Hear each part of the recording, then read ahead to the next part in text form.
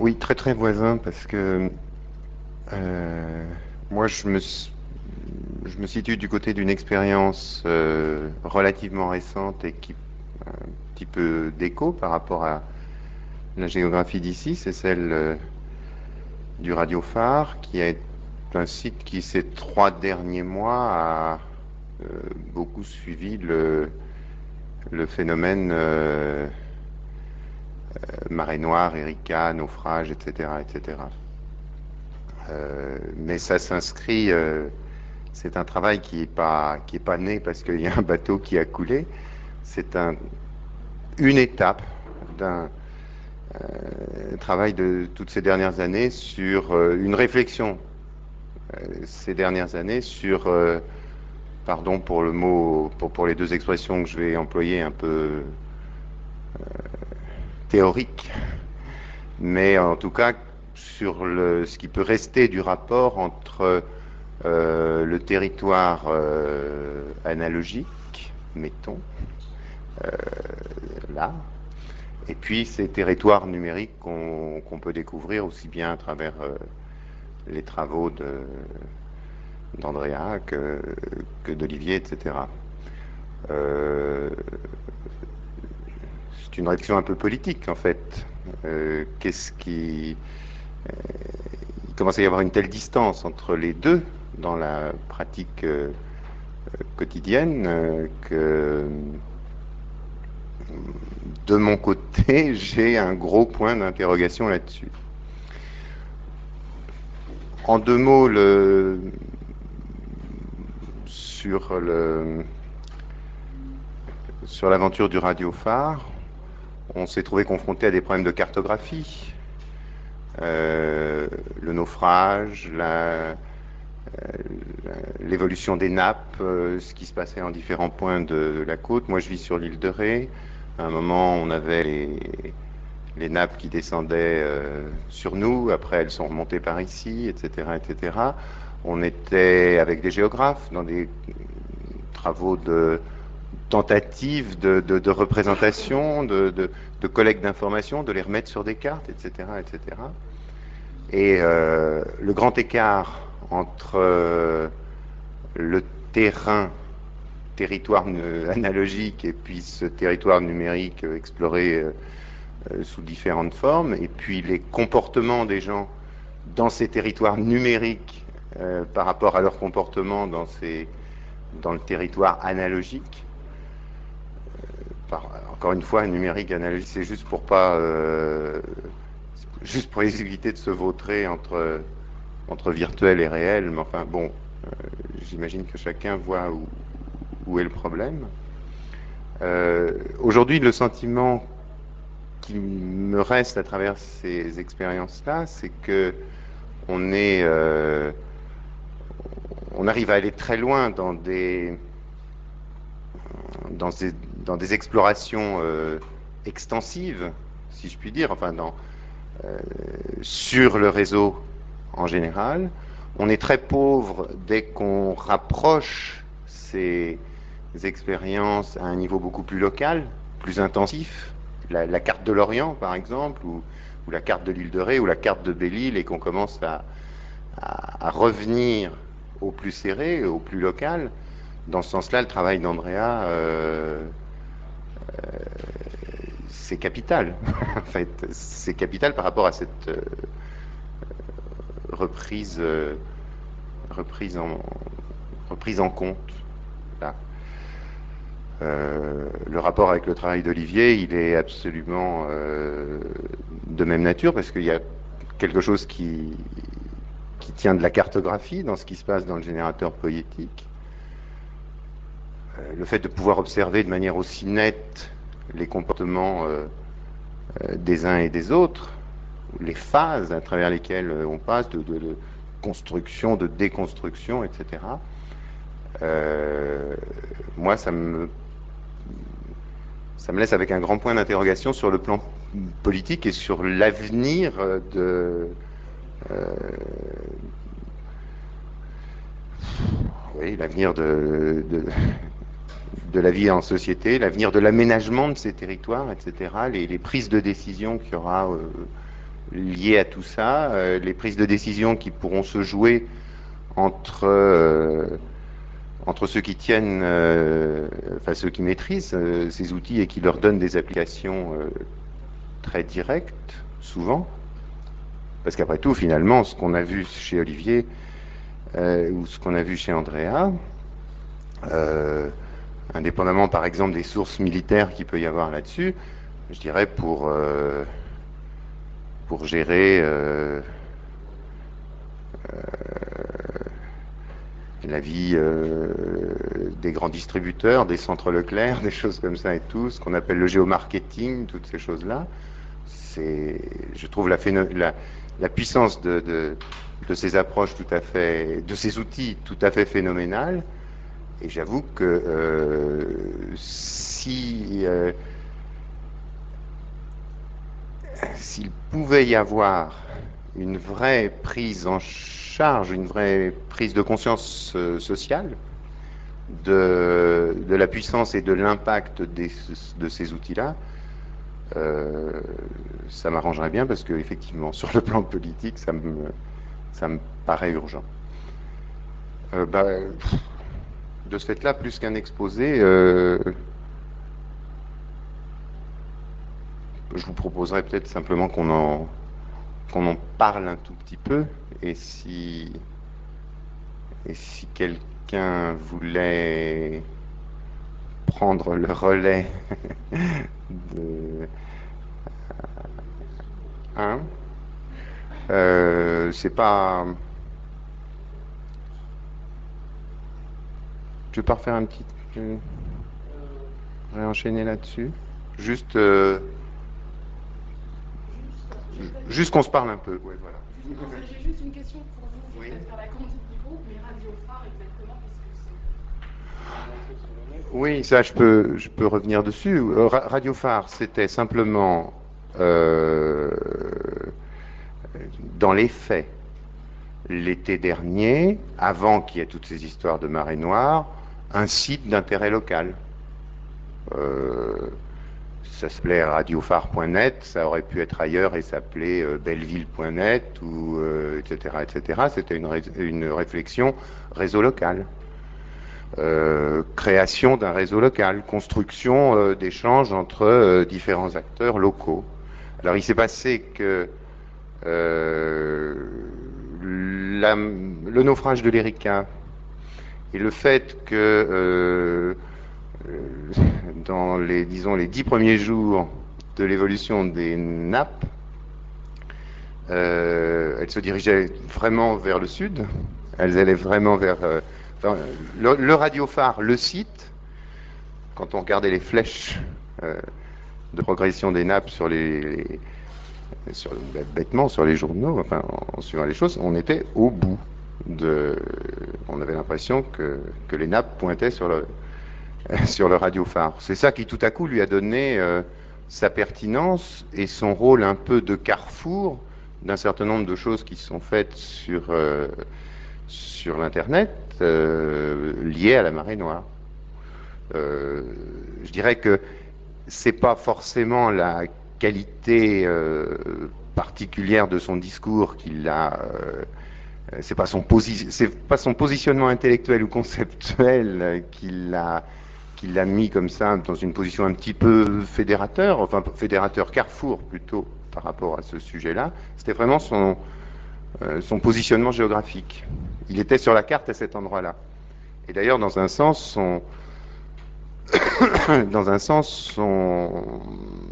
comment dirais-je, il a considérablement évolué dans son rôle dès lors que les nappes sont remontées au nord, en quelque sorte. Et je dirais que dans l'action quotidienne autour du phénomène marée noire, il a été très intéressant de voir par exemple un site comme celui de Belle-Île-en-Mer, belle-île-en-mer.org, devenir beaucoup plus présent sur le phénomène, dans l'action, dans le quotidien, etc., que le radiophare qui, lui, a de fait, par sa géographie, pris beaucoup de recul par rapport au dossier Erika. Il y a vraiment une corrélation entre l'endroit où se trouve le serveur, son propos, enfin le site, son propos, la géographie dans laquelle il s'inscrit, et le phénomène. Ça se tient très très fort. Disons que jusqu'au 25 décembre, le radiophare était dans la marée noire. Et puis après le 25 décembre, il a commencé à la regarder de l'extérieur. Et ben voilà. Donc, ça répondait? D'accord.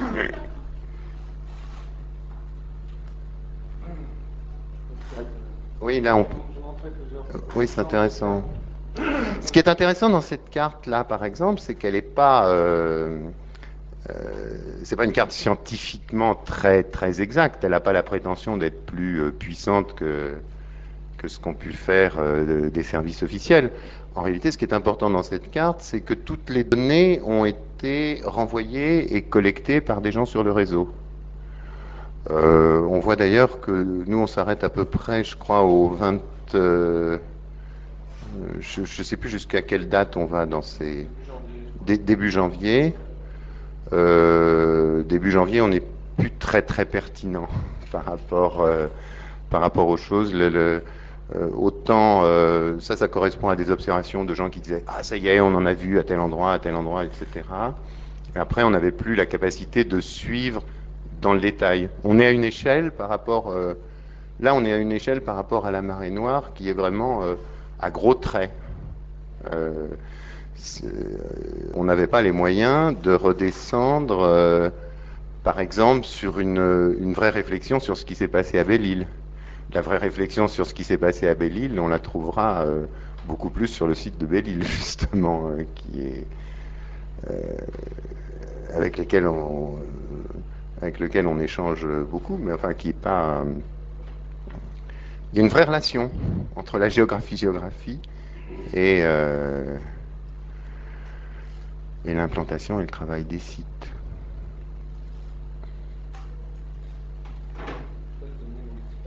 Oui. Ce qui s'est passé. Olivier est tellement dans Radiophare qu'il ne le voit plus de l'extérieur.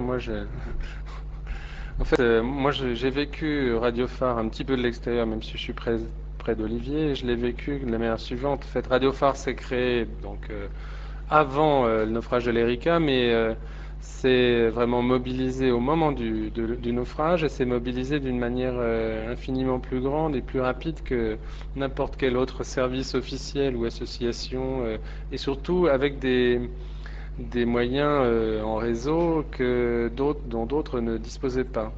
Alors donc des moyens en réseau, c'était donc les mails, les mailing lists, etc., qui ont été vraiment pris à bras-le-corps par tous ceux qui étaient concernés par la marée noire.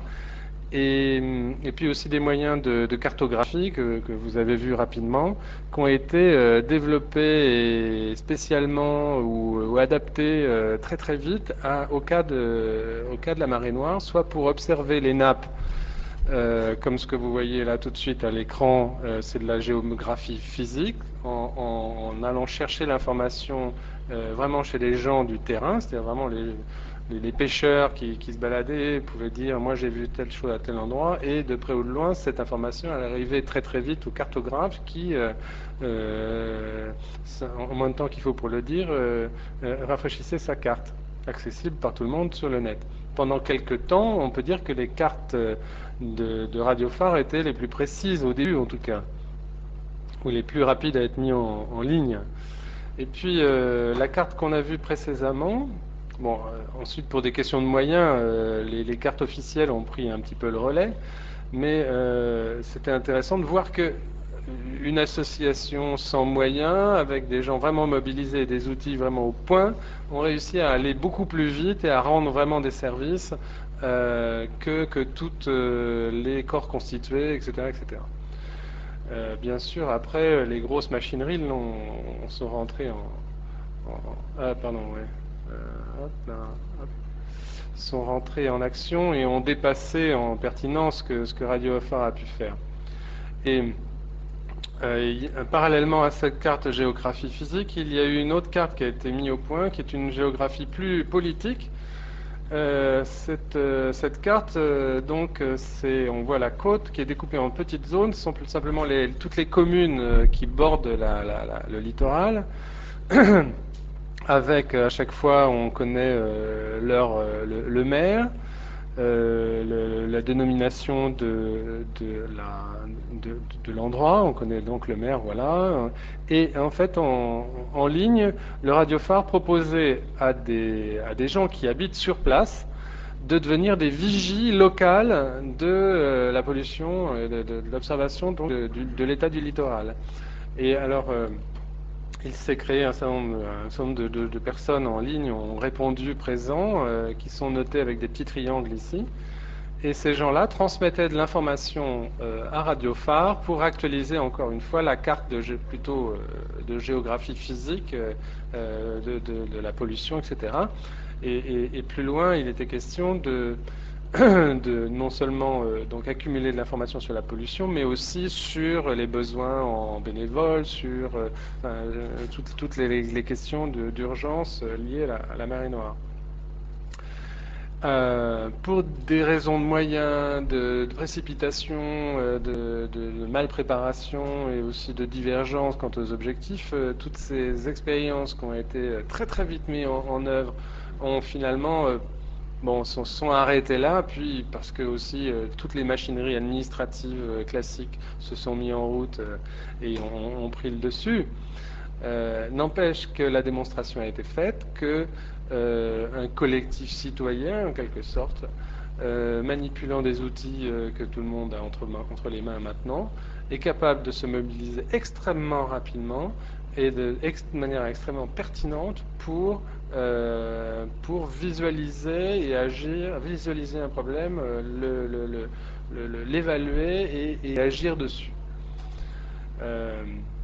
Alors, il y a certainement un petit côté utopique dans cette affaire-là, c'est-à-dire qu'il n'est pas question qu'un collectif citoyen, une initiative coopérative d'information, comme l'appelle Olivier, se substitue au pouvoir public ou corse de se constituer. Ça serait certainement l'écueil, c'est l'écueil à éviter, c'est clair et évident, mais encore qu'au début, on pouvait tomber dans cet écueil parce que c'était tellement évident que le gouvernement, les préfectures, Total et tout le reste étaient complètement à côté de la plaque et même la presse citait ces cartes de radiophare parce qu'il n'y avait pas d'autres sources fiables et vraiment intéressantes pendant un certain temps au début. Bref, au début, peut-être on pouvait imaginer que cette utopie pouvait prendre corps. Et par la suite, en fait, Radiophare s'est plutôt transformé en une sorte d'outil de vigie collective, d'observation collective du phénomène et de recherche d'informations sur le phénomène marée noire. Recherche d'informations donc non institutionnelle, ouvert à tous les citoyens. Un inventaire de ce qu'ils appellent le web citoyen ou je sais pas, oui, l'internet au service de la société. On est un petit peu dans, c'est pas de ça dont on parle. Oui, tu disais ce mot. Ce mot citoyen, il est extrêmement gonflant. Faut l'employer quand on n'a pas complètement le temps d'expliquer pourquoi on s'en sert pas. Non, on est là confronté à des problèmes, des questions, des choses comme ça. C'est la société civile, enfin c'est les gens, c'est nous, etc. Puis on est à réfléchir à l'utilisation de ces outils. C'est tout le flux de parole dont tu parlais dans ta présentation, c'est tout le flux d'images et de représentations qu'Olivier a montré, c'est cette relation avec la carte qu'Andrea a pu montrer, etc. etc.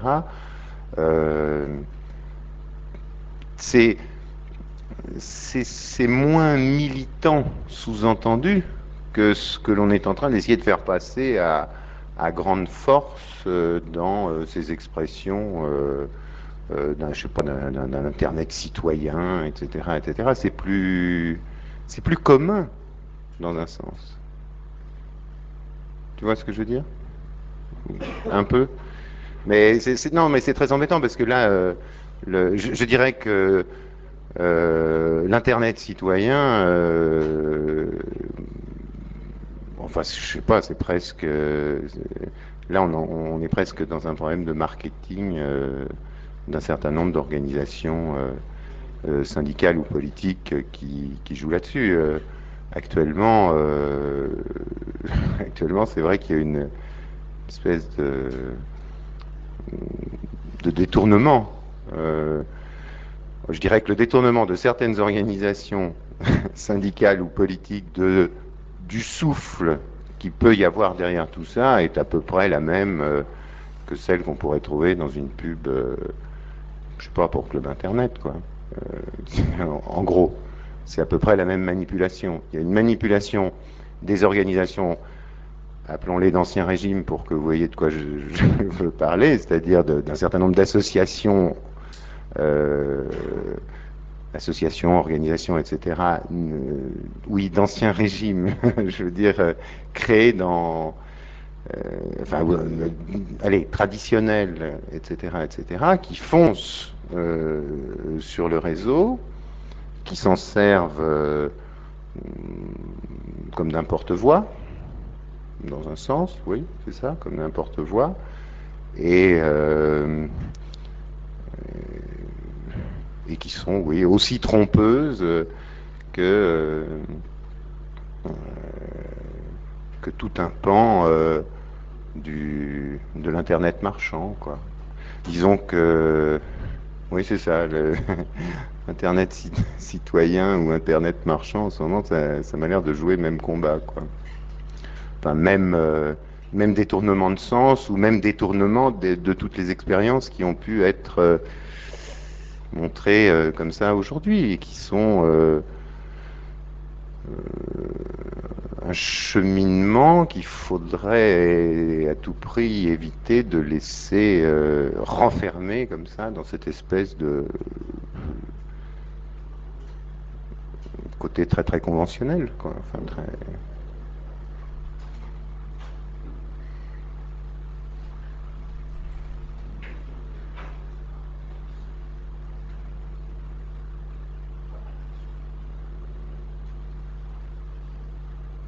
C'est pour ça que quand même, je voudrais revenir sur un des derniers aspects, c'est enfin, celui qui paraît pouvoir être une question importante aujourd'hui.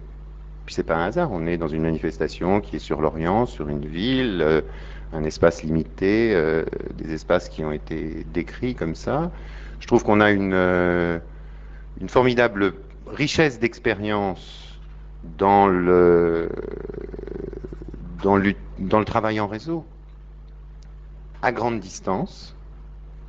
Je suis sûr que les uns et les autres, on a découvert beaucoup de choses, enfin des pratiques qui sont extrêmement stimulantes. Je trouve que faire l'effort aujourd'hui de les rapporter à plus petite échelle,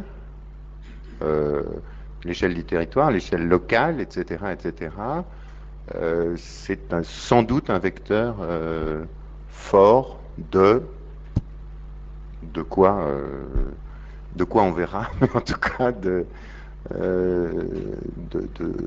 transformation et enfin, c'est un vecteur politique fort, quoi, sans préjuger du sens dans lequel il ira.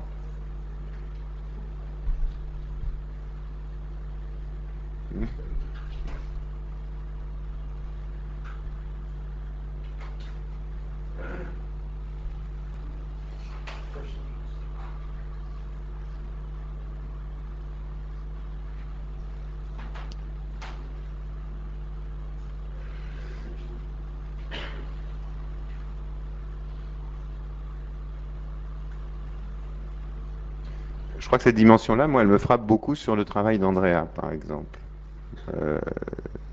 C'est dans cette difficulté qu'il peut y avoir très très souvent à revenir de l'espace de l'espace réseau, de l'espace oui, de l'espace réseau le plus global, de revenir comme ça sur la cible qu'est l'individu, là, dans un paysage, dans quelque chose qui est profondément l'expérience commune. On est d'abord comme ça, dans cette espèce de regard que l'on peut porter à 360 degrés autour de soi.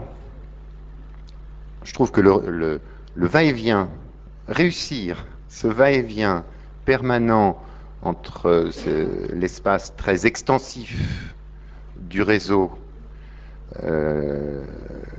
du territoire numérique dans son ensemble, réussir à faire ce retour ou ces allers-retours permanents avec le point précis qu'est l'individu, l'espace, paysage dans lequel il se situe,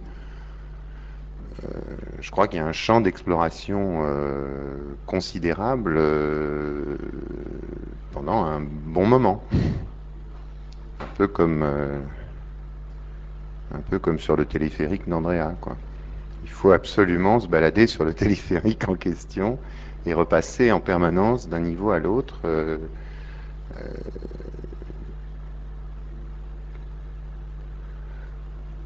Oui, je crois qu'il faut que ce soit absolument souligné parce que toute la mythologie du réseau concourt à dire autre chose, à dire la grande distance ou à dire l'exploration de quelque chose de très étrange, de très inconnu, etc., etc. Cet inconnu-là est très très proche. Les images, les dernières images qu'on a vues du travail d'Andrea sont des images de quelque chose d'extrêmement proche, déplacement, et en même temps d'extrêmement étrange. Enfin, c'est le bout du monde. Le bout du monde, là, tout de suite.